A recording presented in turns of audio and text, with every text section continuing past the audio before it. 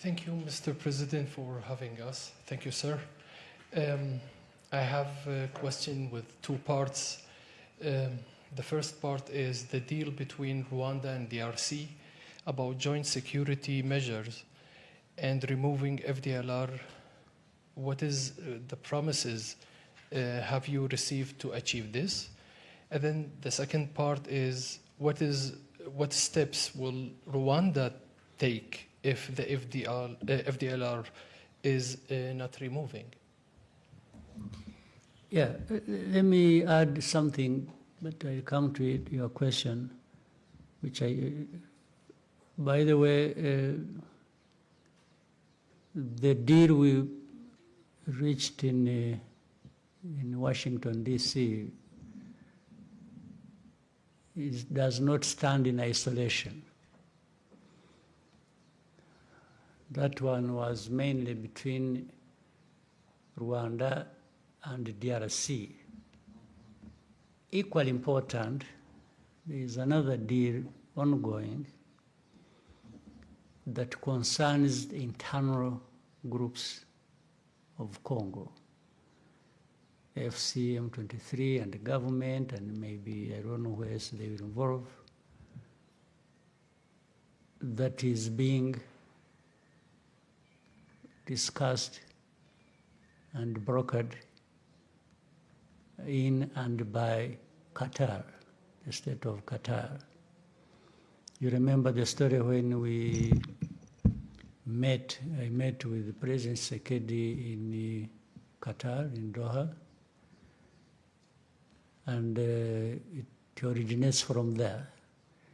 So these are two sides of really the same coin. So internal matters, so that, and the reason was to avoid the confusion that had been created over years and which nobody was addressing. Congo was always trying to make this problem only a problem between Rwanda and DRC. But there is a bigger component that is DRC's problem, not anything to do with Rwanda. So that's why, in fact, that Qatar effort will look at it broadly between AFC M23 and DRC, in my view, and maybe by extension, because that is the political side now. I said three things: political, economic, and security. So the political is actually mainly internal, so that it doesn't continue to produce these problems that where you deny people their citizenship, or like the other side, Ted, you hand over power to somebody and runs with it, and later on, last time we had elections, so-called, but no elections really happened. It was just a continuation of the thing that was handed to the man, and he just keeps running with it. But that's another story. So, and I'm reminded by what you just brought up. As I said, we reached an agreement in Washington, D.C., but it is not up to Washington to implement it. It's those who reach the agreement there to actually be the ones to implement what they agreed. And we have also seen in the whole history of this matter that people really don't necessarily do things according to what they agreed they are going to do. That's a lesson we have learned over many years.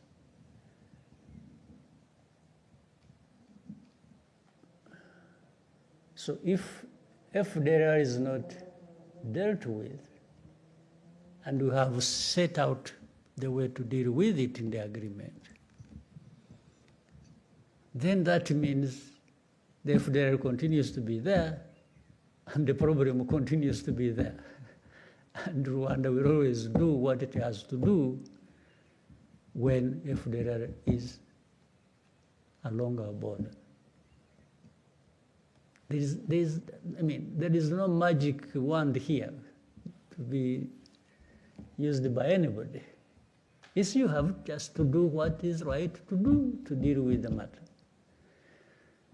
So for us, we have this obligation, and we have laid our case, and out of that, we have agreed to do a number of things to deal with, and do it together with others, and we will do that.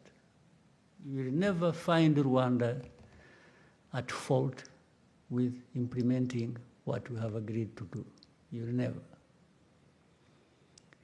But if the side we are working with plays tricks and takes us back to the problem, then we deal with the problem like you have been dealing with it. There are no two ways about it. But we are serious, we are honest, we look forward to implementing what we agreed to do and to eliminate the problem. Thank you. Since Maurice has a microphone, agenda next. Murakoze nyakubahwa Perezida wa Repubulika, nitwa Ufitine Maremi Maurice, ndi umunyamakuru wa RBA. Mu kiganiro n'abanyamakuru cyo kuwa 9 Mutarama, mwaragize muti iki kibazo cyakabaye cyarakemutse kera iyo abantu bakirebera mu mizi yacyo batagiye gucengacengana. Ni ku ruhe rwego mubona aya masezerano ya Washington areba ikibazo agihereye mu mizi, ese muyafitiye ikizere kingana gute? Murakoze. Yabona bisobanuye no bwana bivuze mu Cyongereza mbere. Amasezerano yarahari. Mu masezerano hari ibyo aba yashinzwe bemera gukora buri umwe ku giti cye cyangwa se gukorana hamwe.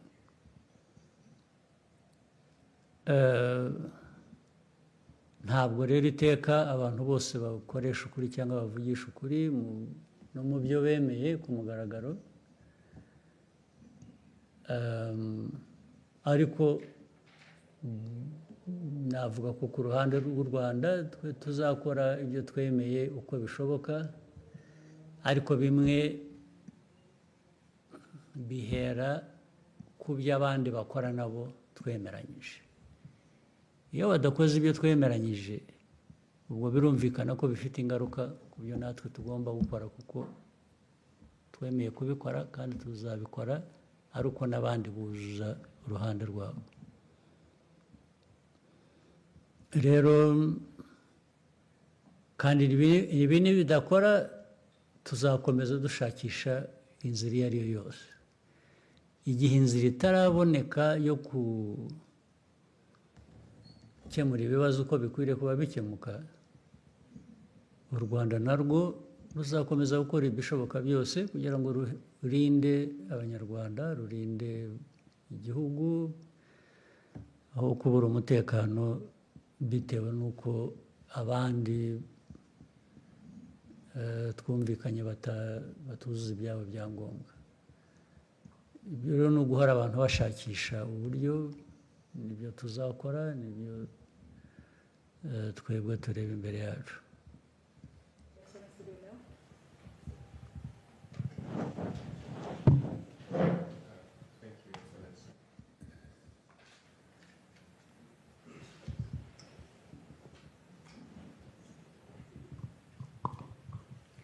Thank you, Mr. President. My name is Lionel Nditewiriye. I work for the Pan-African Review. Since we are on the topic of Congo, in 2012, during Umushikirano, you gave a speech in which you criticized powerful countries, mainly Western powers, for scapegoating Rwanda, imposing sanctions in an attempt to reshape our region to their liking. You even mentioned that they considered us as sheep to be, slaughtered, yes. Wherever. So you used Rwandans to be self-reliant. You used the term which has deeper meaning, I think, kwigira. and to ensure that they will never again be made to carry the blame for crimes committed by others. So my question is, more than a decade later, how close has Rwanda come to achieving the kind of self-reliance you envisioned? Yeah, for Rwanda, I can account for everything you ask me to account for. What I can't account for is what others have been doing, because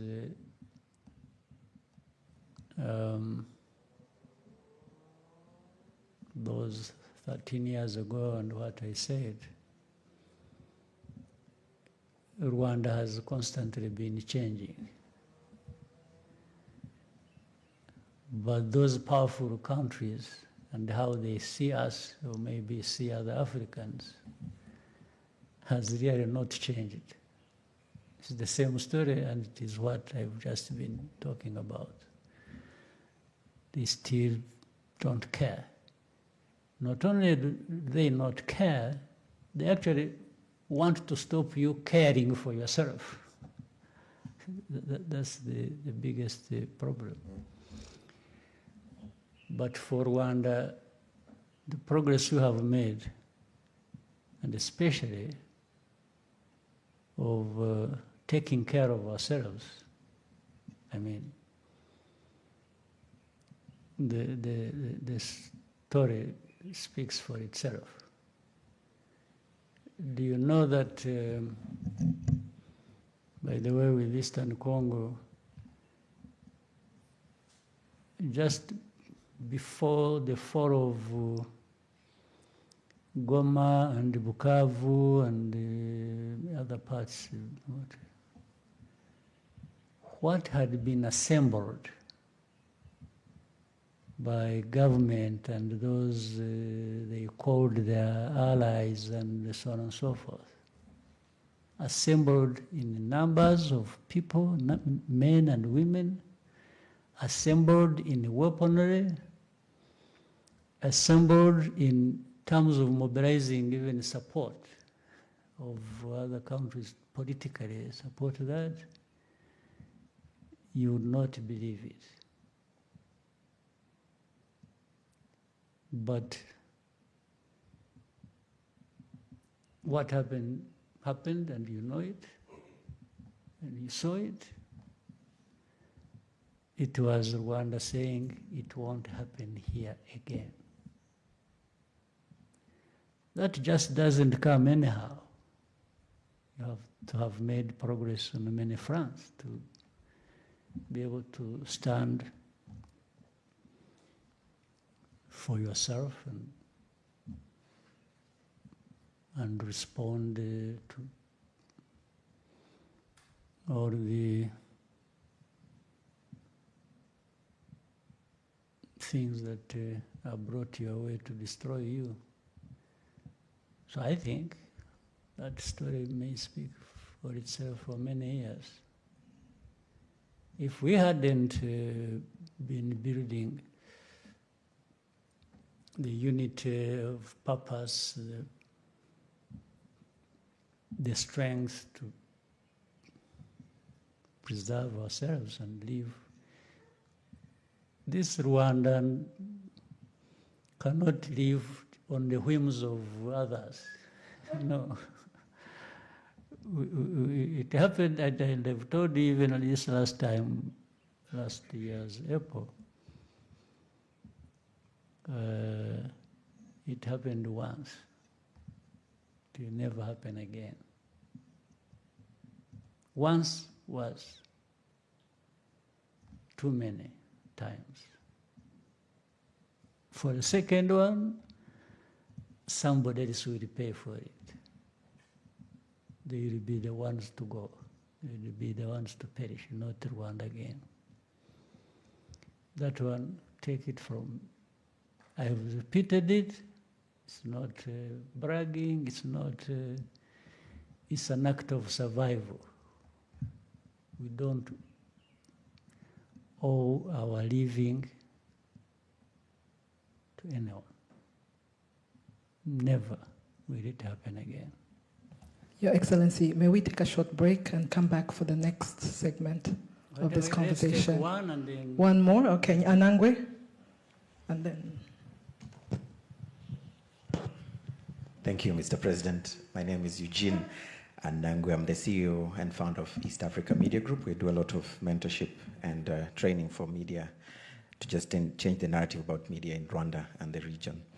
I'll start first of all by saying thank you for the work you did and all the gallant soldiers to give us a country. I would like to move us away a bit from the DRC conversation and bring it back to 31 years ago. Before the liberation struggle, there was your personal story, the convictions, the thing that made you feel like I need to rise up and fight for my country. And Mr. President, I want to invite you to download the Untold, those moments that you remember today, and when you look back, you say, this was a worthwhile fight for my country. Maybe let's start there, and then we can continue later. yeah, that's a bit complicated, but I'll try. At the beginning, when I was talking about this whole 31 years being a tough but enjoyable story, I meant the tough side was what was confronted and dealt with, being of such a magnitude that for the half-hearted, they would just collapse under the weight of it first day. But fortunately, we had many people who were up to the task and who were ready and able to give it all, because it meant everything to them. When something means everything to you, then you give everything to make sure it is in good hands. But it was tough. That one, no question, and no need to. There is no way of emphasizing it. The enjoyable part I'm talking about, even on the tough situation, is understanding the story itself, where you are coming from and where you are going, and then finding yourself in the middle of it, being one among many to be looked up to deal with such a tough travel, such a tough journey. It gives a sense of pride, inspiration,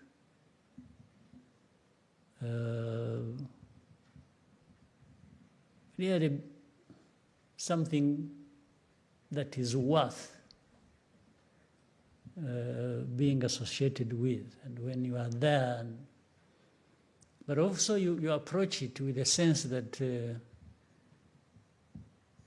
doesn't end there. The story doesn't end there. What comes out in the end must reflect that difference between what you really fought against and what you are creating. They have to be different. You can't fight against a bad thing and end up with a bad thing yourself, because it would be such a waste of life, even in personal terms. So for me, personal, there are things I can explain, there are other things I can't explain. I cannot explain why in a situation like this that we can explain how, even if you explain the magnitude of it, and those many people I talked about who were ready to give all they had, and they did, many of them are no longer with us. But their names, their stories live on. Their bravery lives with us. But at the same time, I cannot explain why in that whole journey, one is no longer with us and the others are still with us. Yet all of us were exposed to the same danger. I don't think those who are still lucky like me to still be alive, I cannot account for why I'm still alive. I could have easily gone the way of the others who didn't make it. Therefore, it can't be, there is no one who can get praised for still being alive, because it has nothing to do with you. It just happened. Not because you are smarter or more brave or no, just happened. So that one I can't account for, I can't explain. I can only explain what I do when I'm there. And in fact, some of those who sacrificed are no longer alive. We remember them, we honor them, we respect them for what they know they were, what we know they were associated with, or they did when they are still there. It's the same thing even when they are gone. Yes, these are the people we know because of those things they did. So for my personal stories, you can take it the way you want. Some of the things I'm not responsible for. But others I'm responsible for. Maybe those ones are the ones you can judge the way you want. So that's my personal story. Thank you, Your Excellency. May we take a short break Yeah. and come back for the second segment? All right. Thank you. In a few moments, we find you ready.